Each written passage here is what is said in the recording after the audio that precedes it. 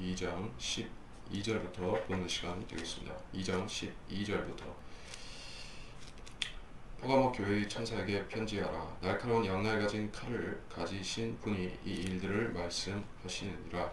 내가 너희 행위와 내가 거하는 곳을 아노니 곧 그곳은 사탄의 자리가 있는 곳이라. 내가 나의 이름을 굳게 붙들어서 심지어 나의 신실한 순교자 안티파가 너희 가운데 곧 사탄이 거하는 곳에서 죽임을 당하던 그 날들에도 나의 믿음을 부인하지 아니하였도다. 퍼가모 교회에 대한 언급. 자, 이 시기는 교회와 국가가 완전히 밀착하지는 않았지만 이제 그 교회가 부패하고 교리가 변질되며 또 초대교회의 순수성이 훼손이 되면서 이제 로마 카톨릭의 전 단계와 같은 교회가 등장하기 시작했던 그 시기를 말씀하고 있습니다.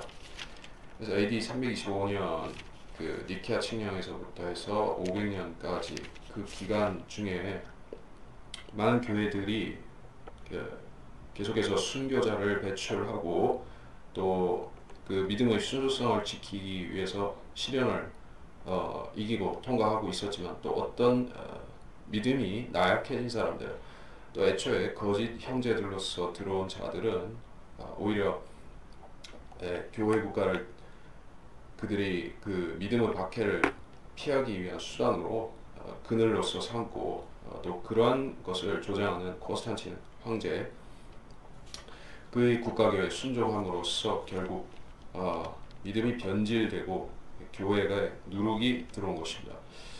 자, 그런 배경이 있고 자, 13절에서 네가 너의 행위 거하는 곳을 안다. 이제 퍼가모라는 지역은 사탄이 거하는 곳이다 이렇게 말씀을 하고 있다시피 왜 여기가 역사적으로 사탄이 거하는 곳인가 하는 것은 우리가 주석서를 보더라도 이것은 숱한 결혼이다 그런 의미가 있고 또 여기에 퍼가모에 있었던 그 바알 신전 그 신전이 그 소아시아 지역에서 매우 유명한 곳이었던 것입니다. 그래서 이 지역에서 사탄의 그런 그 밀교 그 비밀 결사 형태의 종교가 존재했었던 것을 우리가 알 수가 있어요. 그래서 사탄의 자리가 있다라고 했을 때 이것은 사탄이 직접 여기 와서 다스리는 것은 물론 그때 당시 아니었었습니다. 근데 지금은 사탄이 위치가 어디에 있습니까? 그러니까 그 사탄의 영체 몸이 있죠. 그 사탄의 몸이 아닌 그 적 그리스도의 영, 즉 악령이 있죠. 몸이 있고 영이 있고 혼이 있는데 여기서 몸이라고 할 때 이것은 그 플러스 혼 개념까지 들어간 것이요. 영적인 존재들은 몸과 혼을 한 덩어리로 치죠. 천사들은 그들이 그 몸으로서 나타날 경우가 있고 영으로서 역사할 때도 있습니다. 두 가지 중에 한 방면이죠. 자, 그래서 사탄의 본체는 지금 그 둘째 하늘에 있죠. 둘째 하늘에서 하나님을 대적하고 하늘의 존재들을 대적하고 천사들을 또 그 하늘에 거주하는 천사들의 군대를 대적하고 있습니다. 근데 적그리스도의 영이 또 있다는 것인데 이 영은 어떤 것입니까? 그 성령이 한 장소에만 있을 수 있는 존재가 아닌 장소의 제한을 갖지 않는 그런 특성을 갖고 계시죠. 성령은 이 우주에 충만하시고 땅 밑이나 하늘이나 어디나 다 바닷속이나 성령이 안 계신 곳이 없습니다. 자, 무소부재하신 하나님의 특성이 여기 성령으로 나타나는 것이건데 그 악령은 그보다는 제약을 받죠. 악령은 그렇게 능력은 없습니다. 그러나 적그리스도의 영은 성령께서 하신 일을 따라하는 것이요. 어떤 식으로 악령이 여기저기에 편재함으로써 동시다발적으로 역사할 수가 있는 것이요. 그래서 적그리스도의 영인데 지금 사탄의 자리가 있는 곳은 적그리스도의 영이 역사하는 곳이다. 현재는 그렇다는 것입니다. 사탄의 자리가 지금은 악령이 역사하는 곳입니다. 이 지구상에서 악령이 제일 왕성하게 활동하고 강력하게 역사하는 지점이 어디가 될 것입니까? 뭐 혹자는 뭐 버뮤다 삼각지대, 마이 삼각지대 뭐 이런 그 미스테리 현상을 가지고 얘기를 하자면은 그런 곳이라고 말을 하기도 하고 UFO 그렇게 얘기를 하기도 하지만은 자 그것은 단면을 얘기한 것이고 역사적으로 보면 사탄이 악령을 역사하게 한 장소는 어, 카나안 지방을 중심으로 해서 그 주변 지역이었던 것이요. 바벨론도 거기에 포함되죠. 소위 말해서 그 저기 초생달 지역이라고 불리는 메소포타미아에서 시리아에서 팔레스타인까지 그 위치, 그 지역 안에 그 악령이 역사했었던 것입니다. 그 사탄이 거기서 역사하다가 본부를 그 사탄의 헤드쿼터를 어디로 옮겼습니까? 소아시아에서 어디로 건너가느냐? 로마 교황청의 본산이 있는 그 교황의 본부가 있는 로마로 옮겨갔던 것이요. 그러니까 지금 현재 그렇다는 얘기입니다. 사탄의 자리가 거기에 있습니다. 그 베드로의 보좌라고 그렇게 그 시스티나 성당, 성 베드로 성당 거기 가면 그런 자리가 실제 있기도 하죠. 그리고 그 로마 교황이 앉는 자리가 있죠. 또 보좌가 있습니다. 거기가 지금은 사탄의 자리이고 악령이 이 지구를 통치하는 중심인 것이에요. 자, 그래서 여기서 퍼가모라고 했습니다. 하지만 영적으로는 우리가 로마를 생각해야 되고 로마가 지금 그런 자리라는 것이에요. 근데 로마가 계속해서 악령이 역사하는 장소이지만은 결국에 그 악령의 중심지는 로마에서 즉 그 야펫 쪽에 속한 땅에서 이제 셈의 땅으로 다시 오게 돼 있어요. 그것이 바로 예루살렘이죠. 그러니까 사탄의 자리가 로마에 있다가 지금은 로마로 갔다가 다시 어느 지점을 거쳐서 다시 예루살렘으로 갈 것이요. 예루살렘 3년 반 동안 멸망에 가증한 것을 세우고 그 사탄이 지성소의 자비석에 그 자리에 앉을 것이요. 하나님이 자리에 앉을 것이요. 그러니까 로마에 지금 바티칸에 있다가 그럼 중간에 어디 거쳐가겠습니까? 여기서 퍼가모 얘기를 그래서 하고 있는 것입니다. 퍼가모 소아시아를 거쳐서 가게 되겠죠. 저는 역사적인 얘기뿐만 아니라 예언적으로도 그렇다는 얘기예요. 사탄은 그럴 계획을 가지고 있습니다. 지금은 포가모라는 지역이 터키의 어느 한 지역에 속해 있지만 소아시아 지역에 속해 있지만 앞으로는 거기에 사탄의 그 신전이 세워지고 사탄 숭배가 거기에 자리 잡을 것이다. 그런 것을 우리가 알 수가 있어요. 자, 대환란 때 그렇게 되면서 거기에서 이 사탄 숭배자들과 환란 성도들이 충돌을 하게 되겠죠. 자, 어디든 그리스도인과 불신자들이 있으면 평화롭게 지내길 수가 있습니까? 그러니까 너희는 세상의 빛이라, 세상의 소금이라 그런 말씀을 주님께서 유대인들에게도 하셨고, 즉 소금은 유대인들에게 해당이 되고 빛은 크리스찬들에게 해당이 되겠지만 어쨌든 이 두 가지는 무슨 역할을 합니까? 빛은 이 부패되고 어둡고 감추어진 것을 밝히는 것이고 소금이라는 것은 그 썩을 그 음식물이라든지 그런 것들이 썩지 않게끔 보존하는 역할을 하게 되죠. 또 상처에 소금을 뿌리면 어떻게 됩니까? 따끔하고 아프죠. 그러니까 세상 사람들이 이게 그 여러 가지 죄로 인한 그 환부에 소금을 뿌리면은 펄쩍 뛴다는 것이요. 마치 세상 사람들이 무딘 양심에 지옥과 심판과 정죄와 이런 것들을 이야기하면 그들이 양심의 찔림을 받는 것 같은 그런 역할을 하는 것입니다.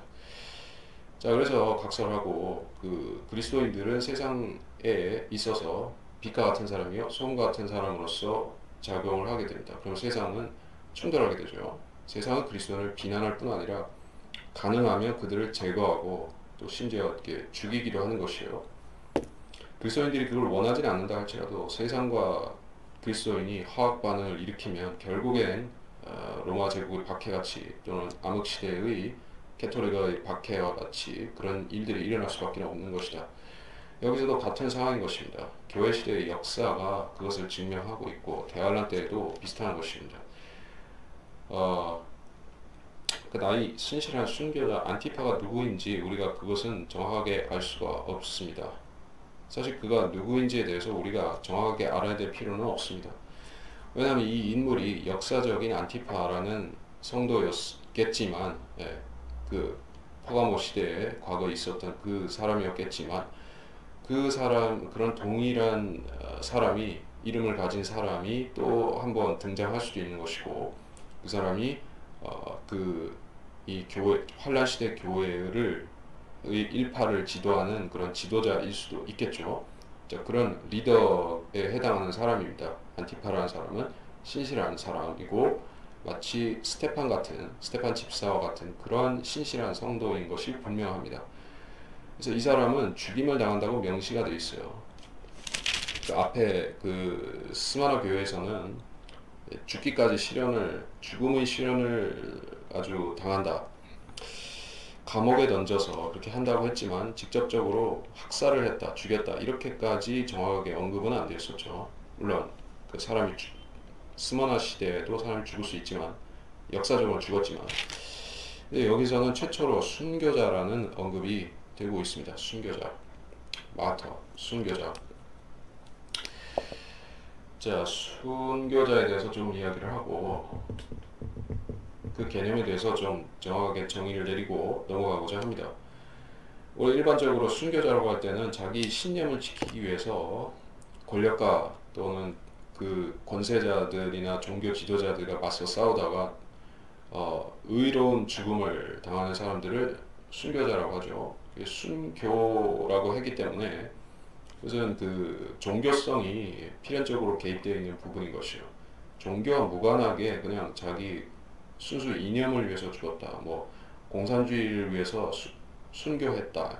일종의 그런 표현은 하지만은 그건 정확하게 말해서 순교가 아니죠. 자기 신념을 위해서 그냥 죽은 것이지 순교는 아닌 것이요. 그렇기 때문에 뭐 불교도 천주교도 뭐 힌두교도 심지어 모슬렘들까지도 순교란 말을 뭐 흔히들 씁니다. 특히 모슬렘들은 순교란 말을 아주 좋아하는 것 같습니다. 그래서 자기들이 무슨 뭐 그 극단주의 무슬림들이 폭탄 테러를 하고 뭐 차량 테러를 하고 그래서 사람들 죽이고 자기도 총 맞아 죽고 그렇게 하면은 그 테러리스트가 순교했다. 우리 알라의 순교자다. 그렇게 표현을 하는 것이에요. 그건 그야말로 무식함을 드러내는 것이죠. 순교라는 것은 자기를 희생하는 것이지 자기를 희생해서 자기가 믿는 그 뭐 하나님을 높이는 것이지 다른 사람들을 죽여서 제물로 바치는 게 순교자가 아니죠. 그 개념을 완전히 마귀적으로 한 것입니다. 근데 어쨌든 이 순교자 안티파라는 사람이 무엇을 더 했는지 그 행동에 대해서 정확하게 나와 있지는 않습니다. 단지 나의 이름을 굳게 붙들었다, 신앙을 지켰다라는 말씀은 하고 있지만 나의 믿음을 부인하지 않았다. 그러면 이 안티파의 믿음을 부인하게 만들기 위해서 회유하려는 시도들이 있었겠죠. 대환란 시대의 버전으로 얘기하자면 그에게 적그리스도를 주로 받아들이라, 하나님으로 받아들이라는 그런 식의 회유가 강요와 회유가 있었겠죠. 그것을 거부하게 되면 결국 죽임을 당하는데 여기서 순교를 어떤 방식으로 했을 것입니까? 하는 것을 묻는다면 목베임이죠. 목베임은 환란 시대의 전통적인 순교 방식이죠. 환란 성도의 죽음 방식, 목베임입니다. 자, 뭐 이것에 대해서는 성경의 많은 예화들을 찾아볼 수가 있지만 친례인 요한이 특별히 그러고 그리고 사도 바울의 목베임 순교도 비슷한 사례가 될 것입니다. 사도 바울은 자기 자신에 대해서 묘사하기를 나는 달을 채우지 못하고 태어난 아이와 같다. 그렇게 환란 시대를 언급하는 이야기를 했습니다. 그러니까 사도 바울도 그렇고 친례 요한도 그렇고 또 사도 누구야? 사도 야고보서를 쓴 그 야고보도 헤롯에게 순교한 게 방식이 목배임을 당했다 이게요. 그런 사람들의 특징은 다 이게 환란 시대에 죽임을 당한 사람들, 성도들의 모델이 되고 있다는 것을 제가 얘기를 합니다. 자, 그래서 순교가 인정받기 위해서는 믿음을 지켜야만 되는 것입니다. 그냥 죽는다고 순교가 아니죠. 끝까지 믿음을 끝까지 지켜야지 순교의 조건에 합당한 것이요. 죽기까지 지켜야 된다.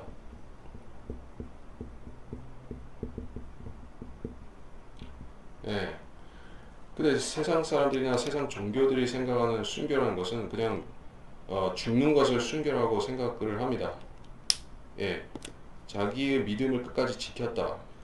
자, 코란의 구절들을 모든 구절들을 끝까지 지키기 위해서 테러를 해야 되고 그 테러를 통해서 그 코란을 완벽히 지켰다라고 주장할 수가 있습니까? 예, 전혀 그렇지 않죠. 예, 그들은 그 죽음 자체를 신격화시키는 것이에요. 근데 죽음을 숭배한다라고 볼 수도 있어요. 그러나 우리 기독교는 그리스도인들은 죽음을 숭배하는 사람들이 아닌 것입니다. 믿음을 지키기 위해서 죽었다고 해서 그 죽음 자체를 숭상하는 것이 아니에요. 얼마나 위대하고 고상하고 아름다운 죽음인가. 이 교부 시대, 그러니까 그 로마 제국의 박해 시대 그런 사람들도 있었습니다.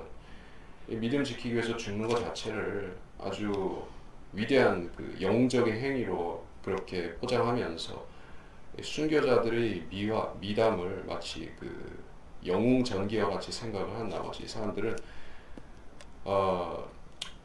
그 일종의 그 자기 영웅 의식에 빠져서 순교하려고 하는 사람들도 많이 있었습니다. 여러분이 특히 기독교인들을 아니라 세상 사람들을 보더라도 비슷한 사례가 있습니다. 뭐 전태일 같은 열사라고 뭐 하지만은 그렇게 자기 이념을 위해서 자기 신조를 위해서 죽는 사람을 순교자라고 부르면서 떠받들어 주니까 열사라고 하니까 사람들은 그것도 순교라고 일종 생각합니다. 근데 그건 아니란 얘기예요. 순교자의 열매는 많은 사람들이 구원을 낳는 것이어야만 됩니다. 자기 혼자 구원을 받고 끝나는 것이 순교자가 아닌 것이요. 자, 하나님께서 한 알의 밀알이 떨어져서 많은 열매를 맺게 된다. 그 한 알 그대로 있으면은 그 썩어버리지만은 많은 열매를 맺게 한다라고 주님께서 말씀하셨던 것은 이 안티파의 순교가 그 한 사람 죽어서 끝나는 것이 아니라 더 많은 사람들이 순교와 또 믿음을 굳건케 만드는 그 동기가 된다는 것이요. 그래서 그런 역할을 하는 중요한 사람이기 때문에 언급이 된 것입니다. 14절에 내가 내게 두어 가지 책망할 것이 있나니 이는 내게 발람의 교리를 지키는 자들이 있음이라. 그가 발락을 가르쳐 이스라엘 자손들 앞에 거치는 것을 놓게 하며 우상에게 바친 제물을 먹게 하고 또 음행하도록 하였느니라. 그리고 내게 역시 니콜라파의 교리를 지키는 자들도 있도다. 내가 그것을 미워하노라. 회개하라. 그러지 아니하면 내가 내게 속해 와서 내 입을 칼로 그들과 싸우리라. 또 책망할 것은 무엇이냐? 발람의 교리가 계승이 되고 있다는 것이요. 발람의 교리는 무엇입니까? 발람은 여기서 설명되고 있다시피 이스라엘 자손들을 실족시키는, 그래서 교묘하게 하나님의 심판을 받게끔 유도하는 짓을 했죠. 그래서 국가교회를 세우게 되면 크리스찬들은 그 국가교회에 순종하든지 아니면은 그걸 벗어나서 이단이 되든지 그런 양자간의 선택을 하게 되죠. 근데 국가교회에 속하게 되면 박해는 안 받을 수 있지만 그 대신에 그 비성경적인 반성경적인 우상에게 바친 제물을 먹는 그런 그 소위 말해서 캐톨릭의 미사 의식과 같은 그런 것에 동참한다고 하면, 또 마리아 숭배, 성인 숭배 이런 것들에 동참해야만 된다고 하면 그거는 신실한 크리스찬으로서는 도저히 받아들일 수가 없는 조건인 것입니다. 자, 그래서 많은 재침례 교도들 그 고대의 재침례 교도들이 그러한 그 국가교회에 대해서 반대하고 거기서 벗어났던 것입니다. 그들은 지하 교회를 또 다시 만들어야만 했었죠. 그래서 또 음행도 들어 있습니다. 교회와 음행이 무슨 상관이 있는가? 발람의 교리에 필수 조건으로 들어가는 것이 그 자폰, 난잡한 그 혼인. 그 뭐냐면은 그 오늘날 식으로 하자면은 유아 세례를 주는 것이 있죠. 자, 원래 캐토릭 그 상대방이 배우자 상대방이 캐토릭이어야만 결혼을 허락해 주는 교리가 있죠. 근데 그 상대방이 그리스도인인지 아닌지 그걸 어떻게 확인합니까? 아, 세례 받았느냐? 또 그 사람이 모태신앙이냐? 유아 세례를 받은 그런 출신이냐? 그런 것들을 따지는 것이요. 거기에 다 해당이 안 된다고 하면 일단 세례를 받으라고 하죠. 교리문답하고 뭐 무슨 그 교인으로 입적되는 의식을 통해서 이제 신자로 이렇게 편입되면 그때 혼인을 시키는 것이요. 자, 그렇게 하게 되면 결국에 혼인이라는 게 뭐냐면은 그 자기들이 교인들을 늘리는 하나의 그 생산 수단이 되는 것입니다. 자연 증가, 종교의 자연 증가 비율이 제일 높은 그런 종교가 무엇입니까? 단연 이슬람이죠. 그리고 이슬람에 거의 못지않게 자연 증가 종교가 힌두교죠. 인도의 힌두교죠. 그리고 그 외에 카톨릭도 전통적으로 그렇습니다. 그러니까 결혼을 통해서 신자를 늘려가는 것이요. 자, 카톨릭과 카톨릭 신자 남자 여자 결혼해서 애를 낳으면은 그 자식은 뭐가 됩니까? 자식은 종교를 자기 마음대로 선택할 수 있는 자유권이 있습니까? 뭐 물론 지금의 종교 자유가 보장된 한국 같은 나라에서는 그거는 자유로 할 수도 있습니다. 그런데 스페인이나 뭐 남미의 캐토릭 국가들이나 그런 데서 캐토릭 그 독실한 부모 밑에서 태어나서 나는 그 침례교를 믿겠다. 그러면은 믿으라고 이렇게 그 아주 어깨 두들겨 줄 것 같습니까? 아니면은 호적에서 파내버린다는 식으로 그렇게 할 것 같습니까? 당연히 후자죠. 자, 그게 박해인 것이요. 그러니까 캐토릭권에서 이 결혼 제도를 이용해서 교인 수를 늘리는 것은 아주 그 세상적으로 말해서는 효과적인 방법인 것입니다. 예, 기하급수적으로 늘릴 수가 있죠. 교인 숫자를. 게다가 그 모슬렘과 마찬가지로 캐토릭은 산하 제한도 금지하고 있죠. 피임을 금지하고 있습니다. 그러니까 자식은 낳는 대로 캐토릭이고 유아세례 물 뿌려가지고 캐토릭으로 다 만들고 그러니까 이게 그 땅짓고 헤엄친다 이렇게 봐야 되죠. 그러니까 캐토릭은 굳이 선교라는 것을 할 필요가 없습니다. 예, 그 수고롭게 길거리에 나가지고 전도지 나눠주고 그럴 필요도 없습니다. 그냥 자식만 많이 낳아가지고 유아 물 뿌려주고 세례시켜주고 뭐 하면은 다 캐토릭 되는데 뭐하러 그렇게 할 것이요? 그러니까 그것이 바로 여기 성경에서 말씀하시는 거는 그거는 더러운 짓이라는 것이에요. 결혼, 하나님께서 제정하신 신성한 결혼을 자기들이 그 마귀 종교를 마귀 카톨릭 교회를 퍼뜨리는 수단으로 쓰고 있으니까 얼마나 가증한 것이에요. 15절 그리고 내게 역시 니콜라파 교리를 지키는 자들도 있도다. 내가 그것을 미워하노라. 자, 성직자 제도는 항상 그 제도교에 따라다니는 것입니다. 그들은 단지 목사와 일반 성도를 그 역할 구분을 하는 것이 아니라 지위로 나누는 것이에요. 지위. 신분 개념으로서 적용을 하고 있다는 것입니다. 자, 우리 그 한국이라는 사회는 신분제를 타파한 사회죠. 조선시대까지는 뭐 양반 있고 쌍놈 있고 뭐그 빈부가 아니라 저기 그 산업공상의 귀천이 있었지만은 이 대한민국이 수립되고 나서 그런 거 있습니까 없습니까? 공식적으로 다 없어졌습니다. 그런데 카톨릭은 어떻습니까? 그런 빈부라고 자꾸 하는데 신분 귀천이 존재합니까 안 합니까? 존재합니다. 그 원래 프랑스 혁명을 우리가 보게 되면은 그때 사회가 이 카톨릭적인 신분제 사회의 아주 극치를 이뤘었죠. 그 사회의 특징은 피라미드 구조인 것이요. 그 신분제 맨 위에는 왕이 있고 그 밑에 귀족들이 있게 말이죠.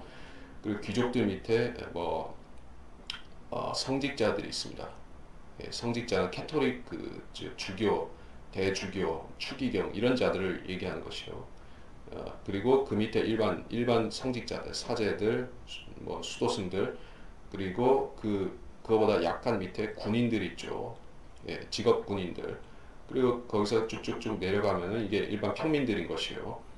자, 그게 이게 피라미드식 사회인데 그거를 중세 시대에 캐토릭이 유럽에다가 퍼뜨렸고 그 부조리가 너무나 극심해서 예, 결국에는 혁명이 일어났던 것이고 불란스 혁명, 공산혁명. 자, 공산혁명은 러시아에서 일어났었지만은 러시아도 결국에는 국가교회를 받아들여서 했기 때문에 그런 구조를 벗어나지를 못했던 것이요.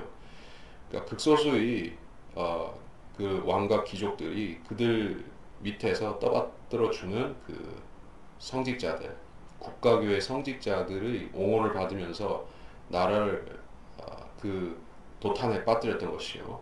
그래서 저 유명한 라스푸친 같은 그런 망국을 가져온 그런 수도승도 있죠.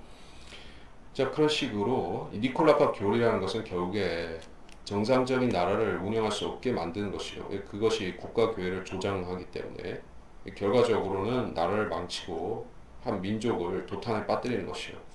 물론 교회는 당연히 변질시키고 망가뜨리지만 자, 16절 회개하라. 그러지 않으면 내가 네게 속히 와서 내 입이 칼로 그들과 싸우리라. 내가 네게 속히 와서 라고 했습니다. 역사적으로는 그 주님께서 내 입이 칼로를 여기서 뭘로 했습니까? 로마 제국을 멸망시키러 온 고트족이 있었고 훈족이 있었고 이런 북방 이민족들이 쳐들어와서 이 캐토릭의 그 영지들을 싹 쓸어버렸죠. 그래서 로마 제국이 결국 멸망하는 그걸 얘기를 하고 있지만 그 역사적인 적용이 될 것이고 미래 교회사가 아니라 미래 예언적으로 적용을 하자면은 무엇에 해당할 수가 있겠습니까? 많은 전쟁들이 환란 전반에서부터 쭉 일어나죠. 그리고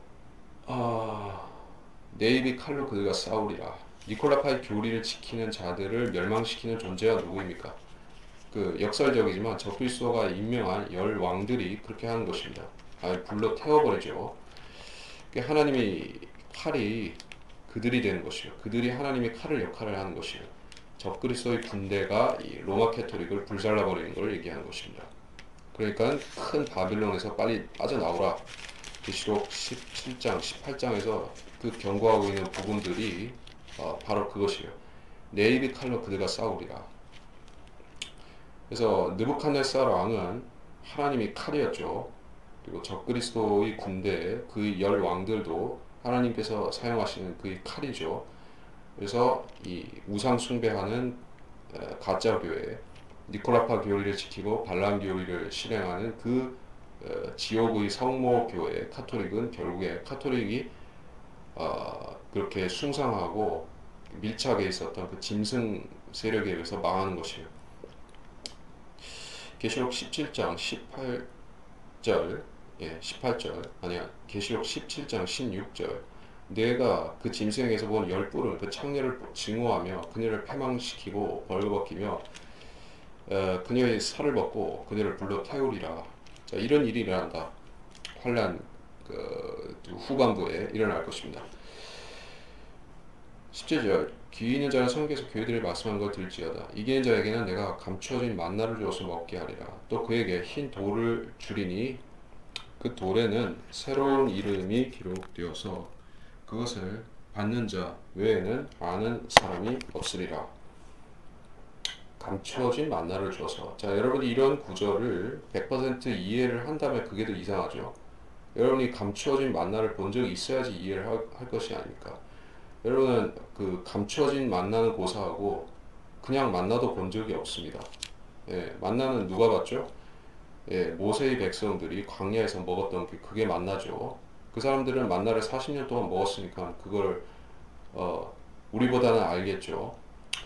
근데 우리는 그 만나를 본 적이 있어야지 알 거 아닙니까?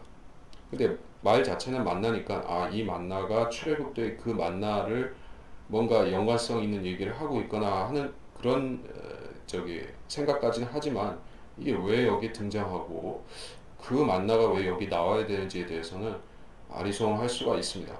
자, 그런데 여러분이 성경을 앞뒤를 맞춰서 공부를 해보면 이게 이상하다고 생각할 것은 없습니다. 왜냐하면 만나라는 것은 이제 고스풀 씨와 같이 생겼죠. 그리고 그 만나는 하늘에서 내려왔던 것이요. 땅에서 올라온 건 아니라 하늘에서 내려왔던 것이요. 이게 천사들의 음식이라고도 했고, 자, 그리고 그 리비아단이 머리를 산산조각 내셔서 그거를 광야에 거하는 자들에게 식물로 주신다. 이렇게 그런 말씀도 우리가 찾아보면 있는데, 그거는 지금 보지 않겠고, 자, 그런 식으로 만나는 대환란 때 다시 나타날 것입니다. 천사들의 음식.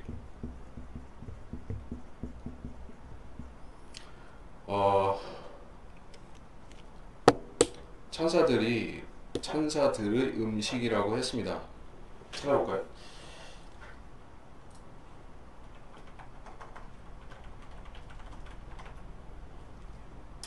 시편 78편 25절. 사람이 천사들의 음식을 먹었으며 주께서 그들에게 먹을 것을 풍족하게 보내셨도다. 천사들이 음식을 먹어야 되는 것인가요? 천사들은 먹을 수도 있고 안 먹을 수도 있습니다. 그리고 천사들은 원하면 먹을 수도 있지만 그 음식이 정해져 있다는 얘기는 좀 생소하죠. 천사들이 먹는 음식이 따로 있다. 그 뭐냐? 이게 만나라는 것이요. 그리고 만나는 그 용의 머리가 산산조각 나는 것과 상관이 있죠. 그래서 내가 감추어진 만나를 주겠다. 이기는 자에게 주어서 먹게 하리라. 이게 무슨 말입니까? 성도들이 자 대화를 할 때 먹을 것이 없죠. 경제가 금융 시스템이 이제 666으로 하나가 되죠. 그래서 그 짐승의 표를 가진 사람 외에는 계시록 13장 16절 17절 이게 뜻이 그렇게 아무도 매매를 할 수가 없게 되는 것입니다. 빵도 구할 수 없고 식량을 도무지 구할 데가 없게 되는 것이요. 그러면 짐승의 표를 받지 않은 사람들은 그 사람들은 다 굶어 죽어야 됩니까? 물론 그들은 순교하기도 하고 굶어 죽을 수도 있지만 하나님께서는 그들이 그것을 이길 수 있도록 그 수단도 주신다는 것이요. 그것이 바로 이게 만나라는 것인데 정확하게 누가 얼마만큼 만나를 받을 수 있는지 그것은 우리가 알 수가 없습니다. 근데 광야에 거하는 백성들이 받을 것이에요. 신의 광야를 말하죠. 신의 광야에서부터 시작해서 이스라엘 아라비아 광야에 이르기까지 이스라엘 광야 거기를 통과하던 사람들이 40년 동안 그 만나를 비같이 내리는 그것을 받아서 먹었습니다. 그러면 광야에 있는 사람들은 그 만나에 의존해서 그 새끼를 해결할 수밖에 없는 것이다. 그 주님께서 일용할 양식에 대한 말씀을 하셨죠. 누가복음에도 있고 마태복음에도 있는데 누가복음 11장을 보겠습니다. 누가복음 11장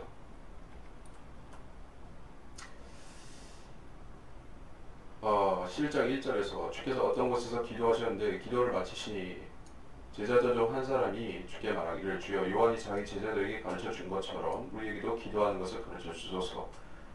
그러자 주님께서 아버지 왕국이 임하시며 이렇게 하다가 7장 3절에서 날마다 우리에게 일용할 양식을 주시옵고 Our daily bread 매일 먹어야 되는 필수 양식을 얘기를 하신 것이에요.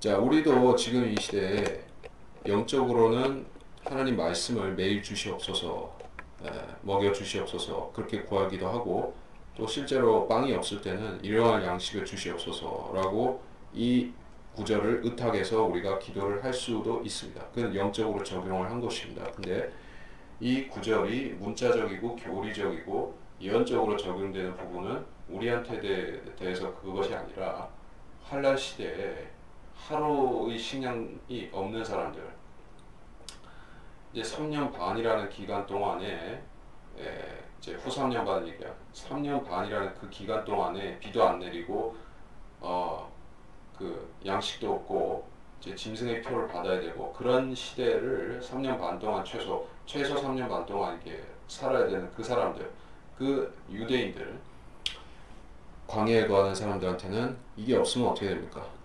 그냥 죽어야 되죠.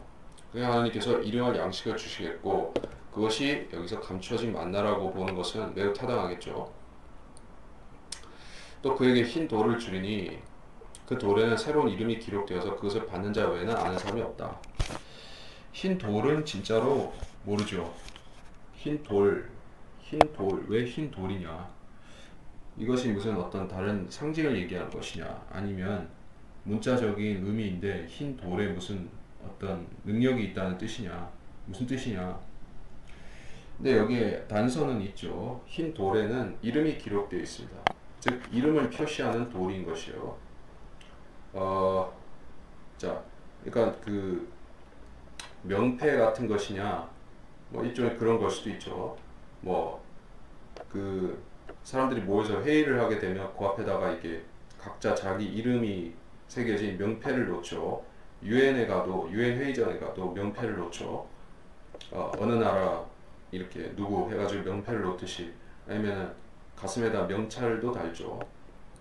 그런 식의 그 신원 확인, 그 아이디 카드 같은 그런 것을 말하느냐, 그걸 돌로서 표현한 것이냐.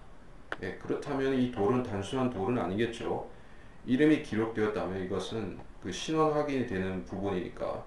그리고 이거는 하나님께서 그에게 주시겠다고 하는 부분인 것이요. 그래서 자세히 좀 생각해 보자면은 그렇습니다. 이것은 모든 성도들이 받을 수도 있고, 아니면 페트라, 셀라에 피난한 그 사람들만 받을 수도 있는 것이요.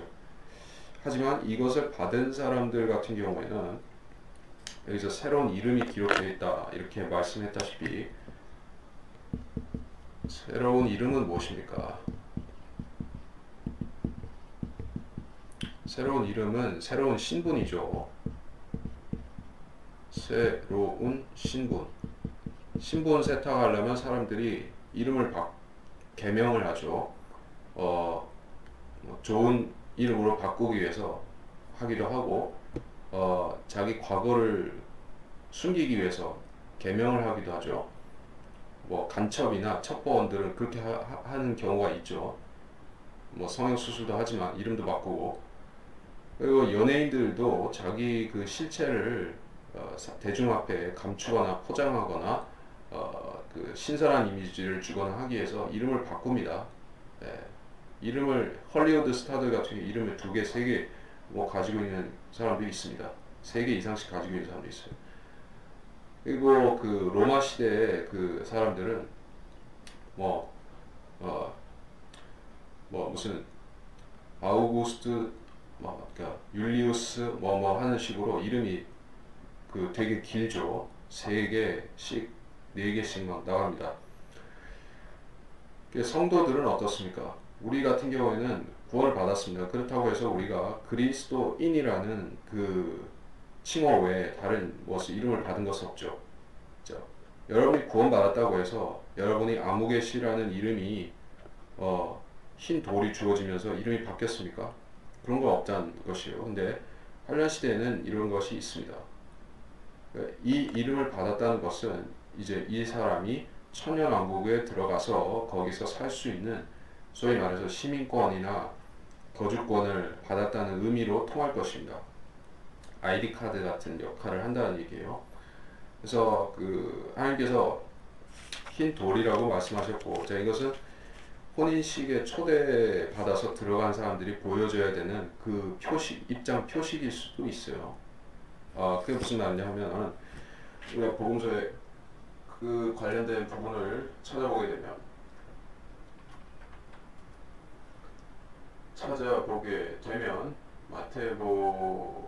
마태복음 22장이죠. 자, 그거는 좀 중요한 참조 단락이라서 마태복음 22장 잠깐 한번 읽어보겠습니다.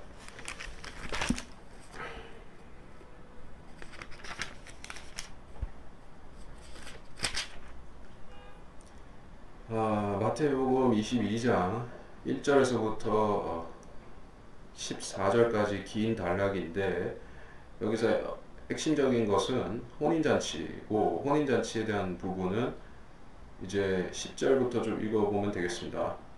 마태복음 22장 10절로부터 좀 보겠습니다.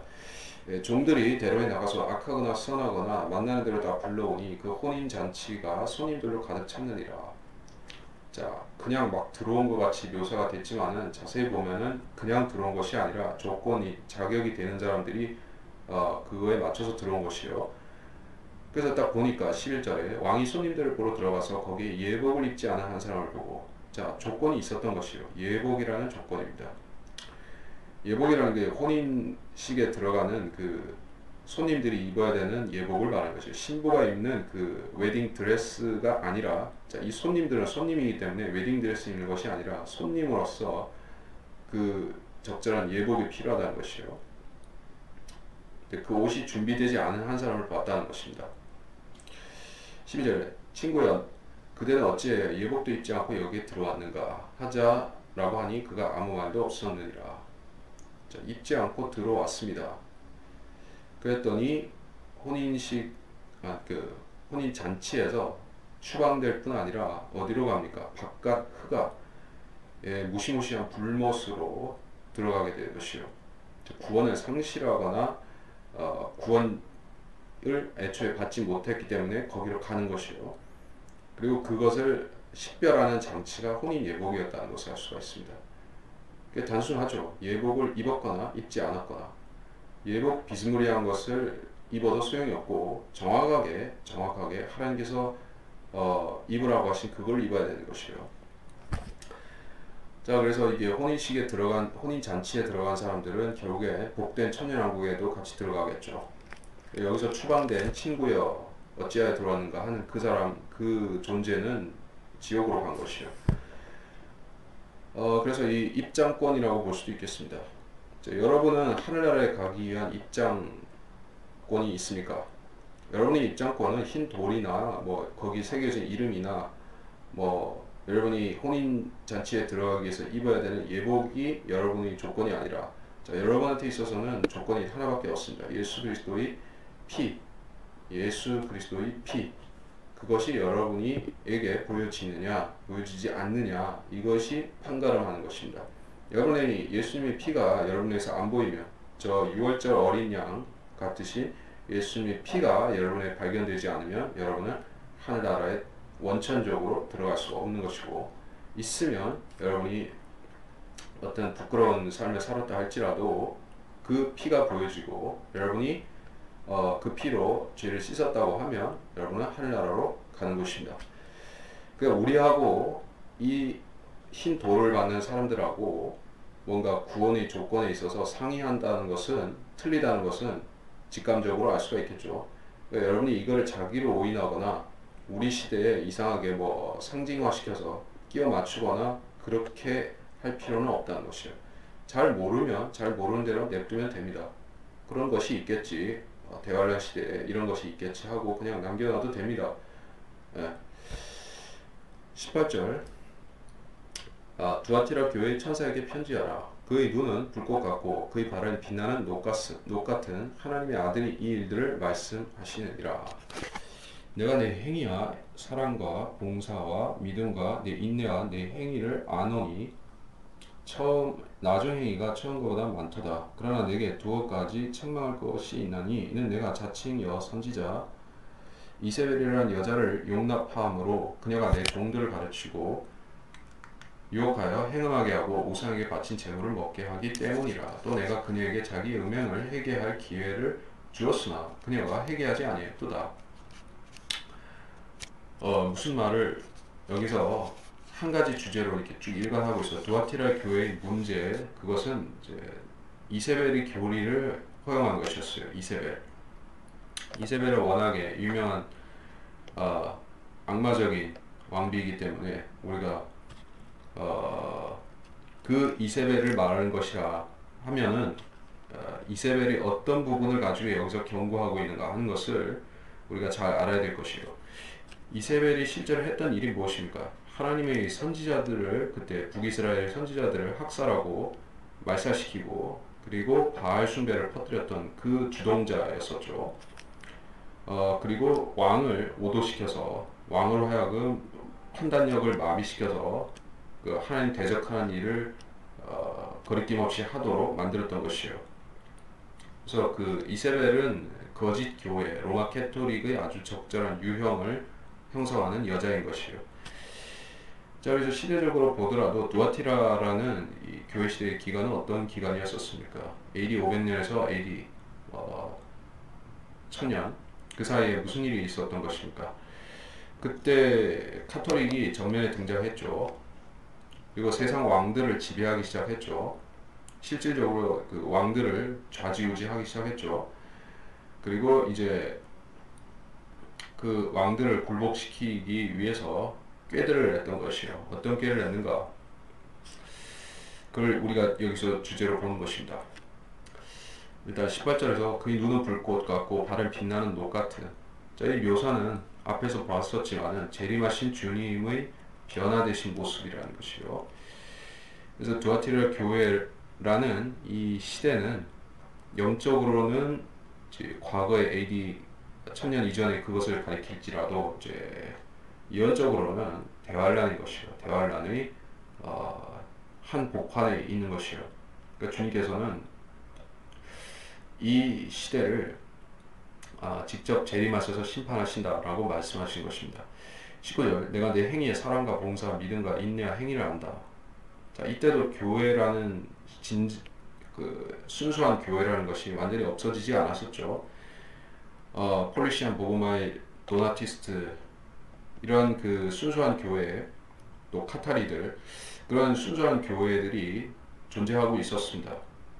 그리고 캐토릭에 자기도 모르게 소속되어 있으면서도 신실함을 지키려고 했던 소수의 사람도 있었습니다. 그러나 나중에 행위가 처음보다 많도다라고 말했던 것은 무엇입니까? 이 교회 자체는 복음을 대적하고 훼손하고 또 그 거짓 교리를 퍼뜨리는 집단이지만, 자, 기독교계라는 것을 우리가 생각해 보면 쉬운 것이에요. 많은 새들이 깃들이 나무와 같죠. 이 기독교계, 크리스찬돔이라고 하는 것은 그 겨자씨 나무와 같은 것이요. 주님께서 겨자씨 하나를 심었더니 엄청난 거대한 나무가 되었더라, 이렇게 말씀하셨듯이 비정상적인 상태에 있어요. 원래 하나님께서는 이게 숫자적인 교회를 늘리라고 이렇게 세우신 게 아닌데, 사람들은 이제 사람 숫자가 늘어나면 하나님 좋아하신다고 생각하고 뭐 물뿌려가지고 교회 늘리고 그렇게 만들어버린 것이에요. 그러니까 돈을 많이 바치면 하나님 좋아한다고 생각하고 또 큰 웅장한 교회 건물 짓고 성당 짓고 그렇게 해가지고 또 겨자씨 나무가 되버린 거예요. 자, 그런데 이런 교회가 주류를 이룬다 할지라도, 자, 한편에서는 진실된 순수한 하나님의 교회에 말씀의 권위를 두려워하고 인정하고 말씀대로 실행하고 순수한 복음을 전하는 교회들은 남아있다는 것입니다. 그러한 교회들은 이 타락한 교회들에게 가서 경고하고 거기에 속한 자들을 이끌어내기도 하는 것이에요. 그것이 중세시대에 그런 것이 많이 일어났다는 것입니다. 자, 그래서 행위에 있어서는 칭찬받을 것이 있었습니다. 우리가 지금과 비교해본다면, 지금이 라오디케아 시대죠. 라오디케아 시대인 지금의 21세기 교회와 비교해본다고 하면 이때 당시 교회는 그래도 칭찬받을 것이 다소 있었습니다. 이때 사람들은 이제 그 우리와 같은 효율적인 수단을 가지고 그때는 인공위성도 없고 인터넷도 없고 유튜브도 없고 그냥 오로지 사람이 돌아다니면서 가가호호 방문하면서 또 길거리에서 외치면서 그렇게 했어야만 될 거예요. 그게 얼마나 힘들었던 것입니까? 그리고 그것도 방해가 없는 것도 아니고 도적대들이 있죠. 또 이게 종교 경찰이 있죠. 우리 캐토릭이 박해하죠. 죽이죠. 얼마나 힘들었습니까? 그러니까 그 사랑과 봉사와 믿음과 인내라는 것은 우리가 멸시할 만한 수준이 아니다는 것입니다. 하나님께서 그것을 인정하시고 그때 고난받았던 복음 전하고 고난받았던 성도들을 하나님께서 아끼신다는 얘기예요. 20절 내가 내게 두 가지 책망할 것이 있는데 자칭 여선지자 이세벨. 예, 여선지자인데 자칭입니다. 자칭. 자기가 그렇게 생각했다는 것입니다. 원래 선지자는 여자 선지자가 있지만 예수님 당시에도 안나와 같은 여선지자가 있었고 사도행전에도 여선지자들이 선지자의 딸들이 여선지자 구실을 하지만은 자 그런 진짜 하나님이 쓰시는 인정받는 여선지자가 있는 반면 자칭도 있는 것이요. 자칭. 모름지기 이 자칭 유대인이라든지 자칭 여선지자든지 자칭이라는 말이 들어가면 아주 안 좋은 것이에요. 여기다 자칭 목사, 자칭 그리스도인 모두 이게 아주 위험한 것이죠. 자기한테 위험한 그게가 아니라 그걸로 끝나는 게 아니라 주변에 아주 위험하다는 것이에요. 자칭도 있습니다. 자칭 성경대로 믿는 사람들, 자칭 바이블 빌리버.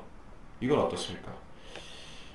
이것도 지금 말세가 되다 보니까 그런 류들도 많이 나오고 있어요. 그 사람들이 자칭인지 하나님이 인정하시는 그 권위인지 그걸 어떻게 판별할 수가 있습니까? 그들의 행실을 보면 알 수 있죠. 단순합니다. 그들이 전하는 복음이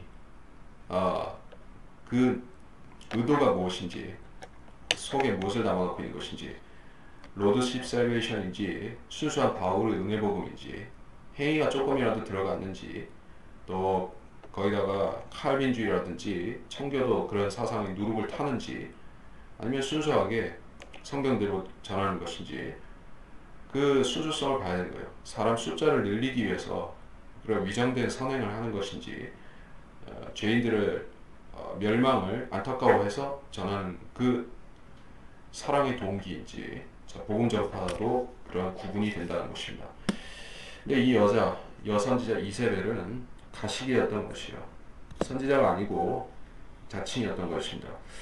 자칭 목사들이 오늘 시대에 많이 있지만 그 중에서도 가장 위험한 존재들이 자칭 여목사들인 것이요. 여목사들은 하나님께서 인정하신 부르심 받은 종들이 100% 될 수가 없습니다. 여선지자, 그러니까 여목사들이 아무리 스스로 신실한 채 한다 할지라도 그들 나름으로서는 사역을 성실하게 수행한다라고 자처할지라도 애초에 그들이 취한 그 패스터, 목사라는 그 권위는 하나님께서 시키신 일이 없는 것이에요. 신약 성경에서 도저히 시키신 적이 없는 불법을 행하는 자들이. 그래서 그들에게는 하나님이 주신 권위도 없고 필연적으로 그 자들에게는 자칭 목사라는 말이 붙어있게 되는 것이에요. 그래서 여기 시적절하게 자칭 여선지자가 나왔죠. 자칭 여자 목사나 똑같습니다. 그래서 이 여자가 하는 일이 무엇인가? 내 종들을 가르치고 유혹하여 행음하게 하고 우상에 바친 재물을 먹게 한다. 여기서 실질적인 그 성적인 음행을 말하고 있습니다.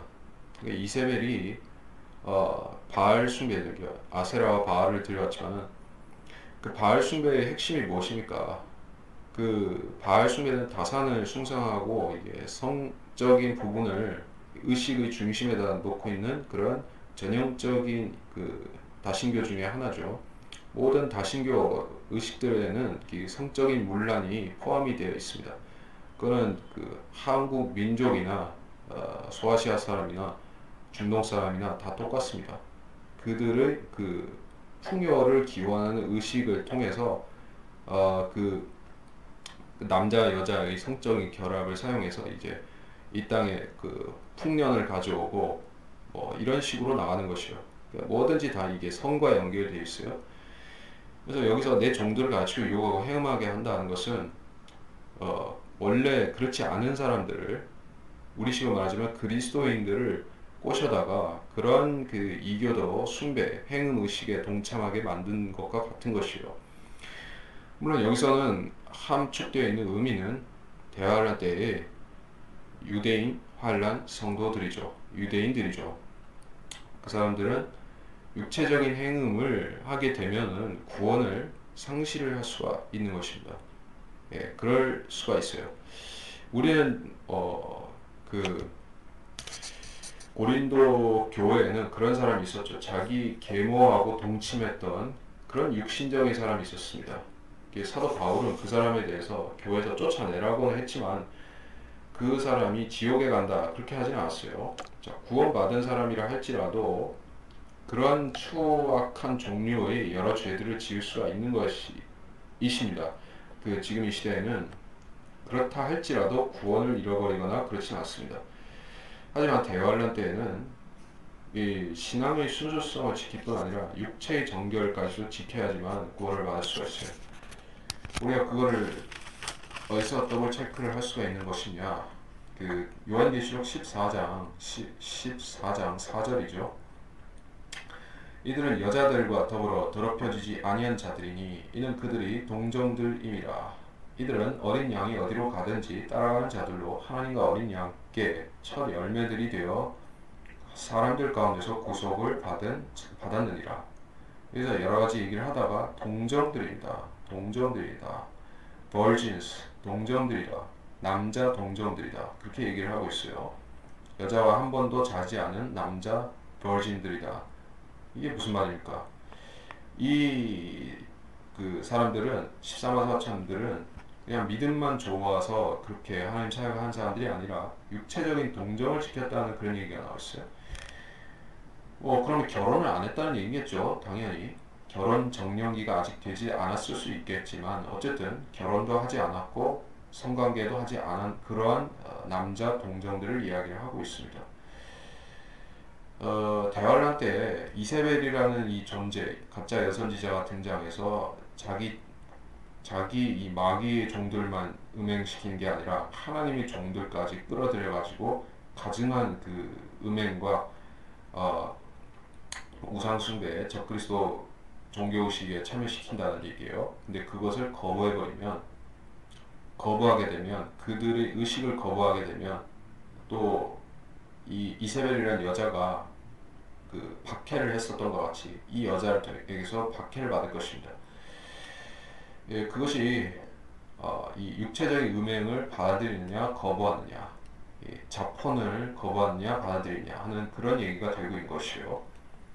그래서 행음하는 것과 우상에 바친 재물을 먹는 것이 같은 맥락에서 언급이 된 것이.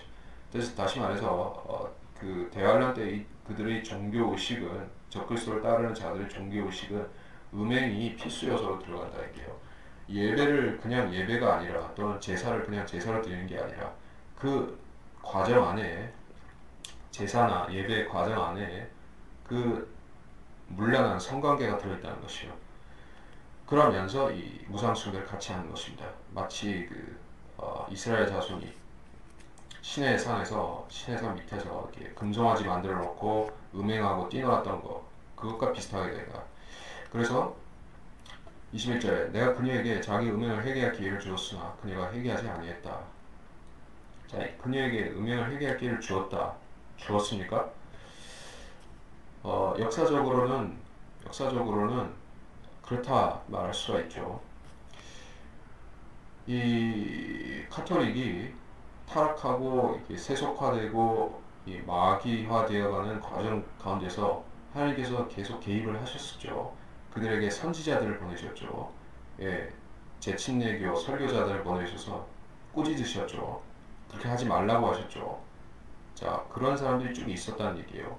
이 환란 시대 버전으로 얘기하자면 환란 성도들과 14만 4천과 이런 사람들이 가서 꾸짖을 것이에요. 그리고 회개할 수가 있는 것입니다. 자, 하나님께서는 모든 사람이 구원을 받고 진리의 지식이 이르기를 원하시느니라. 그렇게 사도 바울을 통해 말씀을 하셨습니다. 모든 사람이, 즉 아주 흉악한 죄인도 히틀러나 스탈린이나 모택동 같은 죄인을 포함해서 아, 누구든지 구원받고 회개하고 하는 것을 하나님께서는 원하시지 애초에 글러먹어서 지옥 보내야겠다 이런 것은 없습니다. 그래서 하나님께서는 대환란에 들어간 사람들에게 있어서도 그들이 어차피 망할 사람이라고 해서 지옥 보내신 것이 아니라 구원을 받을 기회를 반드시 주신다는 것입니다. 근데 그런데도 회개하지 않게 되면 그들에게는 심판이 떨어지는 것이요. 22절 보라 내가 그녀를 침상에 던질 것이며 그녀와 더불어 간음하는 자들도 자기들의 행위를 뉘우치지 회개하지 않으면 대환란에 던지리라. 또 내가 그녀의 자녀들을 사망으로 죽이리라. 그러면 모든 교회들은 내가 사람들의 속과 마음을 살피는 자임을 알게 되리라. 또 내가 너희 행위에 따라 너희 각자에게 주겠노라. 22절에서 침상에 던진다는 것은 이제 간음하는 아내를 처벌하는 남편과 같이 벌하겠다 이게 얘기를 하고 있습니다. 이것은 아까도 얘기했었던 계시록 17장이죠. 그 큰 창녀를 태워버리는 그 사건과 관련이 있을 것이에요. 침상에 던지고 태워버린다는 얘기요. 그녀와 더불어 간음하는 자들도 라고 했어요.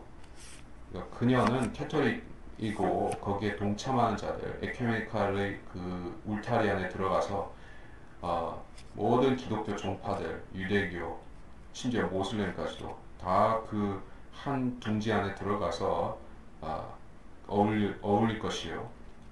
애들이 에큐메니칼을 형성하면 그 자들을 이제 단으로 묶어서 불에 던지다시피 그렇게 심판하는 것인데, 그녀와 더불어 간음하는 자들은 하나님의 경고를 무시하고 큰 바벨론에서 빠져나오기를 거부한 사람들인 것입니다. 하나님께서는 계시록 18장에서 빠져나오라 이렇게 이미 경고를 하셨지만 안 빠져나오게 되면 심판을 자청하게 된다. 계시록 18장 4절 또 내가 들으니 하늘에서 다른 음성이 나서 말하기를 나의 백성들아 그녀에게서 나오라. 그래야 그녀의 죄들의 동참자가 되지 말고 그녀의 재앙들도 받지 말라. 참여하지 말고 재앙을 받지 말라라고 이미 경고를 하고 있음에도 이 로마 카톨릭의 가증함에 참여하고 대환란 때 사치 부귀하고 또 잘 살고 잘 먹고 잘 살기 위해서 이 캐톨릭에 가담하는 모든 자들을 하나님께서 어떻게 하신다? 대환란에 던지리라. 자, 물론 이런 의미가 있어요. 대환란이라고 할 때, 이것은 지금 시간이 조금 많지는 않지만 잠깐 설명을 지금 할까요? 아니면 뒤에 거를 후딱 끝내고 설명할까요? 자, 이 대환란이라는 말에 대해서는 조금 마무리 타이밍에 하고 뒷구절로 그냥 넘어가겠습니다. 23절 내가 그녀의 자녀를 사망으로 죽인다. 사망은 무엇입니까? 사망이라는 것은 여기서 그 질병, 유행성 질병을 말하는 것이요. 중세시대 버전으로 하면 패스트이고 그리고 우리 시대에 영적으로 적용하자면 여러 가지가 될 수 있겠죠. 그러니까 뭐 20세기에 적용하자면은 유행성 독감 같은 것이요. 그 21세기에 적용하자면 사스나 뭐 그런 류의 에볼라 같은 질병. 자, 이런 것들은 매 세기마다 있었습니다. 에이즈도 그렇고. 자, 이런 질병들을 주신 이유가 뭐냐? 사망으로 죽임으로써 그 20세기 초에 일어났던 1910년대에 일어났던 그 엄청난 유행 독감으로 인해서 미국에서와 유럽에서 엄청난 사망자가 발생했죠. 근데 그 사람들의 상당수가 구원받은 크리스찬들이 포함이 되어 있었습니다. 하나님의 자녀들을 하나님께서 유행성 질병으로 죽여버리신 것이에요. 그럼 세상에 대해서 엄청난 경고가 되겠죠. 하나님께서 자기 자녀들을 이렇게 먼저 심판하시는 거 보니까 세상은 더 큰 심판을 받겠구나. 사람들이 그걸 알 수가 있죠. 이게 이 구실을 하는 것입니다. 지금 이 시대에도 그런 시대가 이미 도래를 했습니다. 많은 사람들이 한국에서 핵전쟁이 날 수도 있고 핵전쟁이 나게 되면 수많은 사람이 죽게 되는 것을 두려워합니다. 자, 저는 뭐 한국에서 남한과 북한의 그런 그 긴장과 그런 관계 속에서 전쟁이 날 수도 있고 전쟁이 나면 핵전쟁이 날 수도 있고 그런 가능성에 대해서는 저도 인정하는 바인데 사람들은 그거를 단순히 많은 사람들이 죽으니까 두렵다 이 생각까지만 하는데 이렇게도 생각해야 됩니다. 하나님의 자녀들이 그런 고통을 받는다면 하나님께서는 세상에 대해서는 더 큰 심판으로 갚아주신다는 걸 알아야 되는 것이에요. 그리스도인들이 흘리는 피나 흘리는 눈물은 무의미한 것은 하나도 없습니다. 그들의 눈물 한 방울조차도 주님께서는 헤아리시고 병에다가 모으신다고 시편에 쓰고 계시죠. 성도들의 눈물은 귀한 것입니다. 성도들의 죽음도 주께서 보시기에 귀한 것입니다. 시편에 나온 말씀이죠.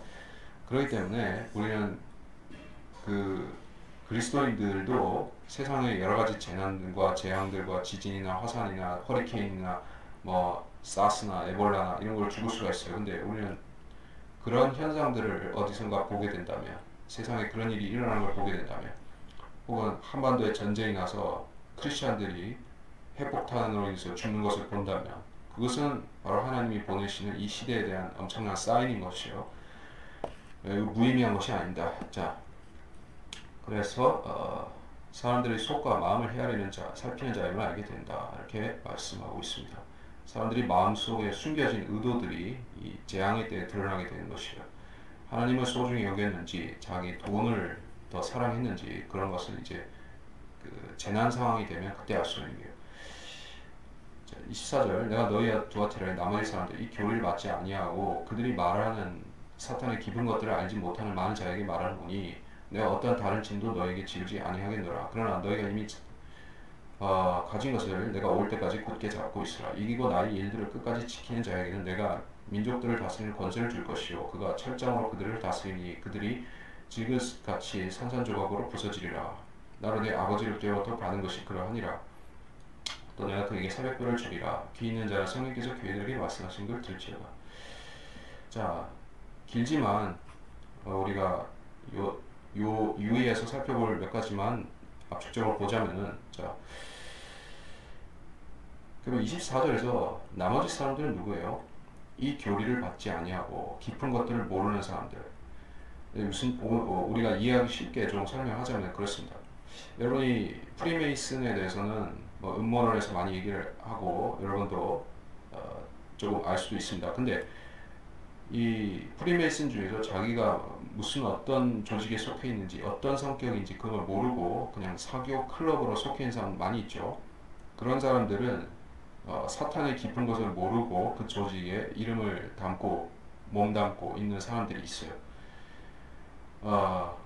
그 세계 유명 정치인들, 연예인들, 명사들 그런 사람들 중에서 상당수가, 대다수가, 뭐 거의 대다수가 이제 프리메이슨에 속해 있습니다. 근데 그들 중에서 그 조직의 깊은 것을 알고 그런 계획에 참여한 사람들은 또 거기서도 극소수란 얘기예요. 자, 이것이 비밀 결사의 특징이 그런 것입니다. 그들은 모든 멤버들에게 비밀을 열고 공유하지 않고 소수 사람들에게만 자기들이 그 비밀을 공유하고 있습니다. 그래서 그 조직체가 오래도록 유지될 수 있는 원동력도 거기에 있는 것이에요. 그러니까 사람들은 자기가 더 많은 비밀들을 알게 될수록 그 조직에서 상위층으로 올라간다는 자부심이 또한 있는 것이에요. 조직의 하부에 있는 사람들은 별 지식이 없고 그냥 시키는 일들을 자기도 모르게 하는 경우가 대부분입니다. 그래서 사람들이 명예욕과 권력욕과 출세욕구를 그런 식으로 자극해서 조직을 더욱 강화시키는 것이에요. 그 특성이 가장 잘 나타나는 그런 비밀 조직 중에 하나가 예수회죠. 제수이트죠. 제수이트가 엄청난 정보 조직이라는 사실은 뭐 예수의 비밀 역사, Secret History of Jesuit, 우리가 말씀오전학회에서 나온 번역 출간한 책도 있지만은, 자, 우리 예수회가 해온 역사들, 자행한 일들을 보면 이것은 KGB나 모사드나 이런 그 걸출한 정보 조직들은 거의 그 어린애 수준으로 보일 정도로 그들은 아주 교활하고 능수능란한 그런 조직이라는 걸 알 수가 있어요. 그리고 예수회는 결국에 어디서 나왔습니까? 캐토릭 자체에서 나온 것이죠. 독사에게서 살모사가 나온 개혁이죠. 그러니까 결국에 그 비밀 조직의 전통은 캐토릭에서 나온 것이에요. 여기서는 바로 캐토릭에 속해 있는 많은 사람들한테 경고를 하시면서 많은 그 무지하고 순수하고 어리석은 하부 캐토릭 신자들, 하부 조직의 하부에 속한 그러한 신부들, 수녀들, 이런 사람들은 자기들의 그 조직이 기독교라고 믿고 있어요. 자기들이 정통 기독교라고 심지어 믿고 그들의 종교 생활을 하고 있습니다. 캐토릭 신자들 중에서 자기가 사탄의 교회에 속해 있다고 그런 지식이 있는 사람은 진작에 빠져나가겠죠. 모르니까 자기가 어떤 위험스럽고 마귀적인 조직에 있는지를 자기가 모르니까 거기에 계속 속해 있는 것이에요. 그러나 그 상층부에 있는 사람들, 뭐 주교니, 추기경이니, 대주교니, 이런 자들은 그 자기들 조직을 아는 것이에요. 얼마나 그 마귀적인 조직인지 그걸 알지만 사탄에게 충성을 맹세했기 때문에 그들은 그 조직의 통제를 하고 있는 것이요. 그렇게 우리가 이 구절을 이해하면 될 것입니다. 자, 대환란 때도 비슷한 현상은 또한 반복이 될 것입니다. 많은 사람들이 짐승의 표를 받으라고 해서 그냥 받을 것이에요.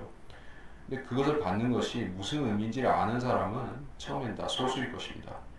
예, 사탄과 그의 신복들만 알고 있을 것입니다. 세상 사람들은 이거를 받는 것은 그냥 단순히 크레딧 카드를 대체하는 그냥 생체 인식기 뭐 그 정도로만 생각을 하고 무지한 가운데서 짐승의 표를 666표를 받아들일 것이에요. 그러나 조금 지나 보면 그것이 무시무시한 음모였다는 것을 알게 되죠. 자, 25절. 그러나 너희가 이미 가진 것을 내가 올 때까지 굳게 잡으라. 이미 가진 것은 믿음과 그 믿음의 열매들, 믿음의 자산들을 말하는 것이요.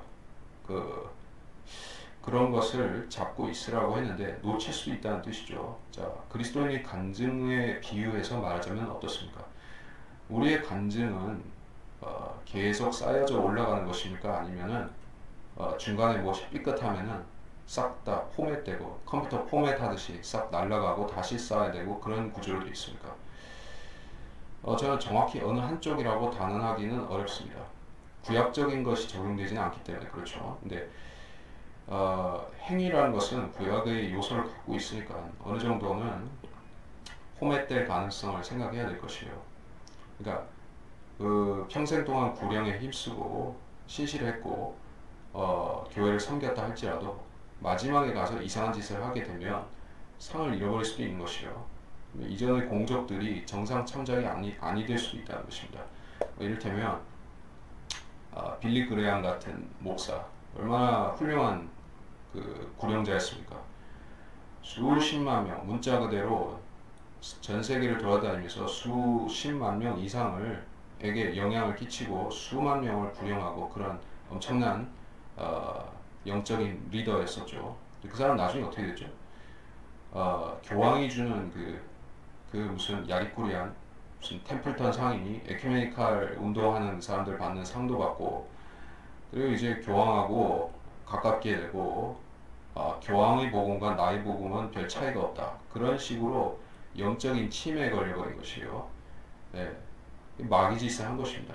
그러니까 그 사람이 빌리 그레함이 구원받은 목사였을 것이니까 거의 그럴 것이니까 그 사람이 하늘나라에 가면 자기 앞에 무엇이 기다리고 있을까요?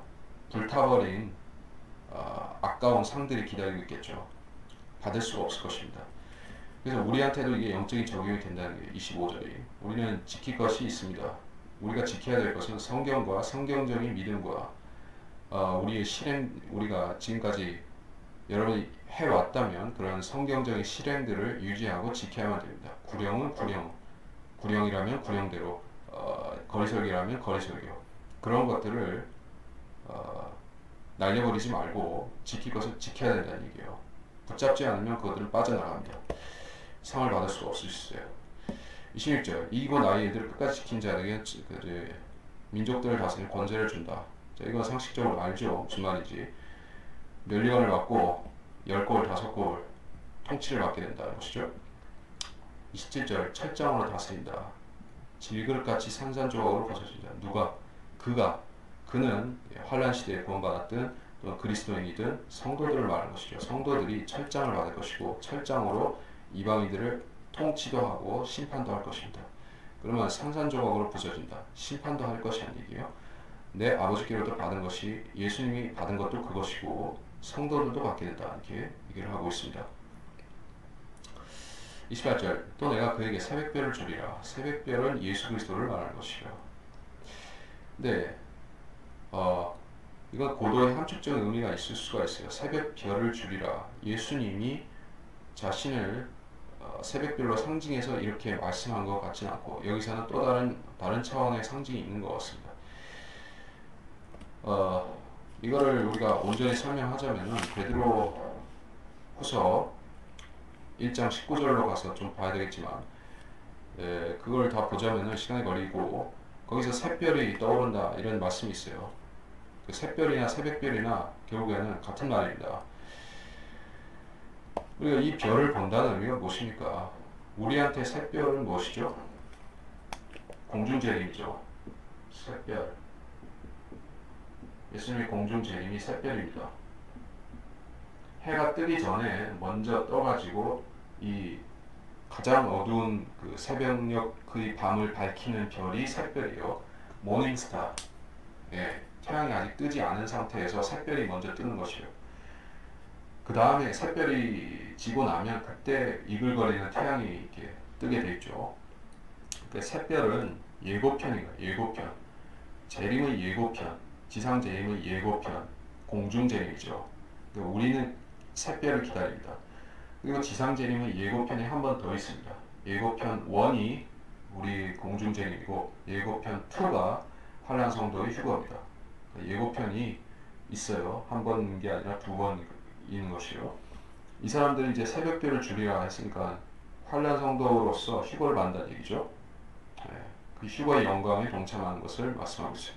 29절 귀인 자와 선교적인 이건 말 필요 없고, 자 해서 이제 마무리를 했으면서 아까 킵해놨던 것 하나 더 설명하고 22절에 대환란만 설명하고 이걸 제가 끝내도록 하겠습니다. 여러분이 성경에서 확실하게 해두려면 대환란을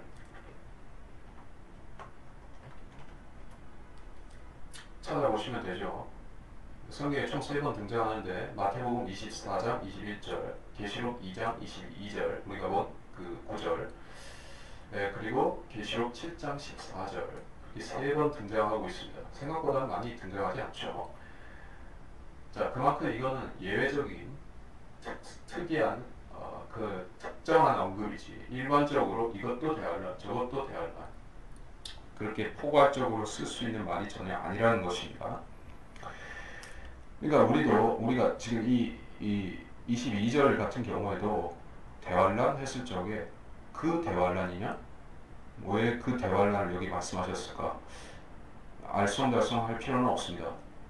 자, 이걸 역사적인 관조에서 해석하게 되면 두아티라 시대는 언제였습니까? AD 500년에서 AD 1000년 그때 교회가 대환란에 들어갑니까? 아니죠. 우리 시대도 아직 대환란이 아닌데 1000년 넘게 더 있어야 대환란인데 이 교회가 역사적인 두아티라 교회가 어떻게 대환란에 들어갑니까? 그러니까 이건 역사적인 거는 딱 배제를 시킨다는 얘기예요. 우리 시대에 그럼 적용할 수 있는 얘기냐? 그것도 아닌 것 같습니다. 왜냐하면 자 우리 시대에 영적인 두아티라 교회들이 있겠지만 그 교회들이 뭐라 했을까? 예수 그리스도를 올바로 믿고 영접했으면 하늘나라 가는 것이지 그 각 개인의 성도들이 하늘나라 가죠. 근데 어떤 성도들이 타락해가지고 음행하면은 구원을 상실하고 대환란에 들어갑니까? 그런 취지로는 우리가 해석할 수가 없죠. 예, 죄를 많이 지으면은 대환란에 떨어지고 똑같은 구원을 받았는데 죄를 적게 짓거나 안 짓거나 하면 휴거를 받고 그런 게 아니라는 얘기예요. 그거는 매우 잘못된 그 행위 구원의 교리인 것이에요. 그런 식으로 거룩한 사람만 휴거 받을 수 있고 속된 그리스도인은 휴거 못 받고 그렇게 해석하면 안 되는 것이에요. 그러니까 이건 현재적인 걸로도 해석이 불가능한 것이에요. 과거로도 안 되고 현재로도 안 돼요. 22절. 그럼 미래만 남았죠. 미래는 언제입니까? 7년 그 기간에 속한 사람들이죠. 7년을 뭐라고, 그러니까 7년에 대해서 공식적인 용어는 다니엘의 70째 주죠. 70째 주라고 할 때 여기 위크의 주를 말하는 것이요. 69주, 한 주, 그 다니엘서에서 마지막으로 말씀하는 한 주가 있죠. 그걸 한 주를 7년이라고 하는데, 자 이거를 다른 말로 하자면 7년 뭐 대환란 이렇게 표현도 할 수 있지만 이건 조금 어폐가 있는 표현인 것이죠. 7년 전체가 그레이트 트래블레이션 즉 대환란은 아니기 때문에 그렇습니다. 7년 전체가 대환란은 아니에요. 그렇기 때문에 약간 절충적인 용어를 쓰자면 7년 환란, 7년 환란 그 정도로 쓰는 게 맞겠죠. 7년 대환란 하게 되면 7년 전체가 대환란이냐? 그럼 나머지 후반부 3년 반은 성경에서 말씀하는 그 대환란은 또 무슨 특 대환란이냐? 그냥 대환란이 있고 특 대환란이 있느냐? 그렇게 오인할 소지가 있으니까 그냥 아예 차라리 7년 환란이라고 해버리는 게 낫죠. 후반부의 3년 반은 확실한 그레이트 트리블레이션 대환란입니다. 자, 그러니까 결론적으로 정리해서 말하자면 7년의 전반부에 있는 사람들의 입장에서 회개하지 않으면 대환란에 들어갈 수 있다, 대환란에 던져질 수 있다 하는 경고를 받았다고 볼 수가 있겠습니다. 그러면 7년의 전반부에서 예수를 믿던 그 환란 성도들 가운데서 후반부 안 겪을 수 있는 사람이 있냐는 얘기예요. 그럴 수 있을까요? 있습니다. 그럴 가능성은 다분히 있습니다. 대환란에 안 들어갈 가능성이 있어요. 누구냐면 일단 그들은 14만 4천 명은 확실히 그렇게 됩니다. 근데 나머지 사람들은 잘 모르겠어요. 근데 14만 4천은 후 3년 반을 경험하지 않을 것으로 보입니다. 계시록 14장에 보면 그들이 하늘나라로 올라가는 모습이 있죠. 올라가 있는 모습이 있죠. 근데 계시록 7장에서는 그들이 밑에 있었다가 14장에서 올라갔어요. 근데 그들은 그 대환란이 끝나서 올라가는 게 아니라 그 한 중간쯤에 올라가는 걸로 보여진 것이죠. 그리고 또 한 증거 하나가 그 14만 4천으로 추정되는 존재가 또 있는데 계시록 12장에 보면 사내아이 12장 5절에 사내아이를 낳았는데 사내아이가 하나님과 그의 보좌 앞으로 들려 올라가더라. 그러고 나서 이제 여인이 광야로 도망간다. 이제 후 3년 반 그 얘기가 나오고 있어요. 그러니까 뭐 어쨌든 간단히 말하자면은 7년 그 환란의 기간 중에 3.5년이 지나면 어떤 휴거가 있을 것이에요. 그리고 거기에 14만 4천은 100% 올라간 사람들이고 뭐 더 올라간 사람이 있을 수도 있다는 얘기예요. 그러니까 여기서는 대환란에 던지리라 이런 경고가 나왔다고 보는 것입니다. 물론 우리한테는 적용이 안 되는 얘기죠. 우리는 7년 환란에도 안 들어가고 3.5년 대환란에도 안 들어가고 둘 다 안 들어가는 것이에요. 우리는 그보다 앞의 시점에서 환란절 휴거를 이 시대 그리스도인들은 구원받았으면 받는 것입니다. 그렇게 해서 이번 시간 정리를 하도록 하겠습니다.